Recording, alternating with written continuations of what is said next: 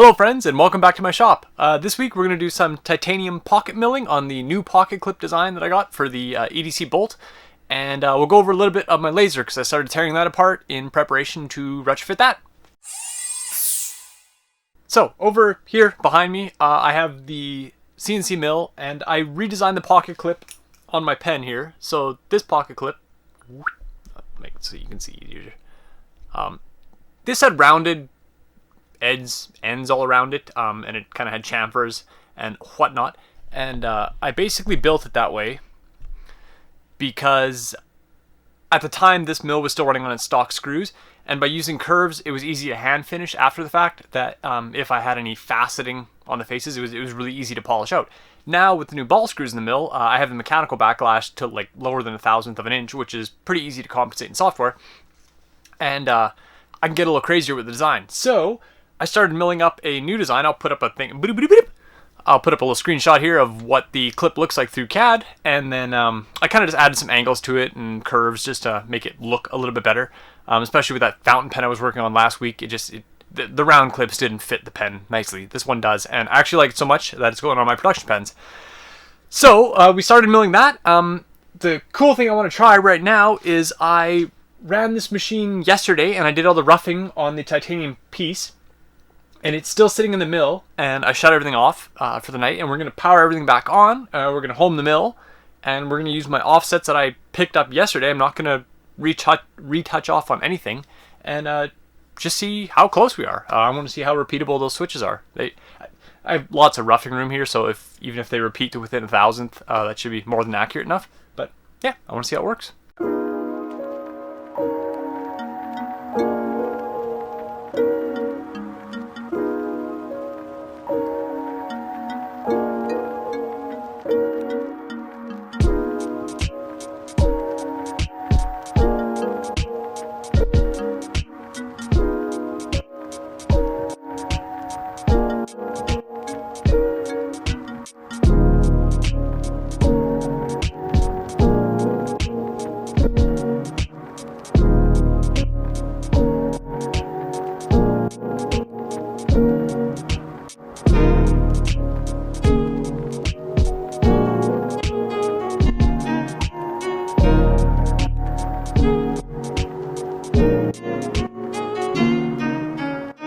I feel you can like gauge how long it is into the night by the craziness of my hair. Anyways, this part turned out perfect. This is basically op 1 and op 2 finished now. So I did an adaptive clearing to get rid of most of the titanium, and then came through with a 1/16 inch ball end mill and did a horizontal pass just to keep everything looking nice and smooth, and did a contour around the outside at full depth just to get rid of any machining marks. Turned out awesome. The backside, I just chopped it with the mill, chopped it off, and then I broke it away. That's why there's all this stuff. It's going to go into soft jaws to finish the next part. But I am very happy with that. You can see there that little pip. I told it to avoid where the hole is in the model. That's a screw hole, the backside of the screw hole anyways. So it just kind of skirted around it, which is funny. It'll be cleared away on the next operation from the other side here. But that worked swimmingly well. Obviously, I expected it to. I actually haven't done 1/16 in titanium, so I had super conservative feed rates from G-Wizard, and I just ran with those and just let it do its thing while I did some CAD and some other stuff.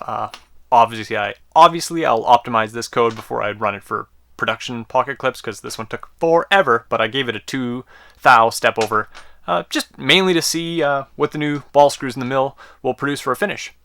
There's actually a 5 thou chamfer right along the edge of this mating part that'll go into the pen, and it carried it through pretty damn perfect. It catches the light perfect, so I'll have to look at it under a loop to see if there's any deviation, but I am very happy with that. That's no hand finishing, and that's the goal. I don't like hand finishing. Machine finishing, I'll trade machine time all day long for hand finishing because it's just not so much fun. So we will carry on forward. So here's an interesting setup. My new pocket clips are these kind of diamond shaped ones, which I'm really liking the look of them.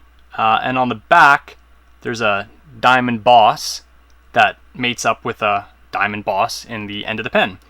Basically what that lets me do is push it into place. It's a really nice fit in there.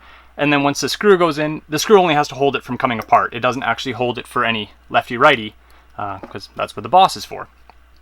I love doing it that way because no matter what, once this piece and this piece are perfect, they'll always be perfectly in line. You'll never have a clip that slides out one way or another. It takes a little bit more work, but I think it looks really nice. Problem was, the first time I tried this, I did it on a like basically a finished piece. It was for that custom pen I was working on. And when you snap this into place, it looks good until you sight down the body of the pen, which might be really hard to see on camera. Especially when it's longer, it's easier to see. But this clip basically takes off in one direction. Because any small error here is going to be a massive error out here. And then, especially when you have a whole straight pen to sight it down, it's pretty visible. By no means is it horrible, but I want it perfect. So, unfortunately, this piece is no good. So the problem is, the code is square, the vices are square, everything is trammed in. I mean, they're not square now, you can see the two pins here holding everything askew. But basically what I wanted to do is, I think the error came from when I was 3D machining this clip, when it was sitting like this in the vise. If I would have took just a slight more amount of material off this side as opposed to this side, and we're talking like thousands, not very much, just very, very small amounts, it would be enough to skew that clip one way or another. So I basically just took a piece of brass and machined a few test pieces, slowly canting this vise until I got it so that the clip, once snapped into the pocket, so pleasing to snap in. Once snapped in, it's perfectly straight down the whole pen, even when the whole pen's assembled. So now I know it was 2 number 50 drill bits, or well, it was 1, but 2 to cant the vise properly and still grab it. So now from this error, I can go backwards and calculate how much of an angle we're off, and then I can check it on the machining of this piece to see how much that would actually increase the material removal on one side to get that angle change. So just a roundabout way to basically figure out my problem and still let me use this clip, because now when this whole unit goes together, it's perfect. It's absolutely perfect. And I can just I can make the corrections I need to, and we're good to go. And that about brings us to the end of the week. That obviously did a lot off camera that I didn't shoot, but I'm already a day late in editing this and putting it together because I had other stuff I had to finish. That's quite alright. We have the K40 fully stripped down now. I got everything out of the inside, so it's ready to, I'm going to put basically the whole carrot, all the extrusions and everything will be mounted to a new board. It's going to slip right in. I got all these things from like last week or whatever, these plastic trays printed up. This is PETG. I don't actually print a lot. I mean, this is all I printed now, but I don't print big pieces in PETG, and it's crazy durable compared to PLA, so I'm pretty happy with that. I did all the parts for the laser in PETG as well, just gray, because I have a bunch of that. We got that pen finished and sent out. That basically clears my schedule of custom work, almost. I got a couple more things to finish, but they're fairly simple, so... I got a bunch more. It was, oddly enough, these are the refills that I would use for the Flux pens. These are just Parker refills. There's a lot of clones, but I don't like to use the clones. I like to use legitimate ones. Made in France. I didn't know that. But I was having difficulty getting them, so I got a bunch of these EasyFlow 9000s from Schmidt. People seem to really like them, and they were, oddly enough, very easy to get. And a little bit more expensive than the Parker refills, but not much more. Not when you kind of buy a stack of them, so... We're going to try those. They write really nice black ink. I love black, rich ink. If it's gray, I don't like it. I want like black, rich, which is probably why I like the Pilot G2 and that one. Anyways, I'm going to ramble. Let's get on, or I'm going to get on to keep working on things. Have a good long weekend, guys. I'll see you next time. Bye.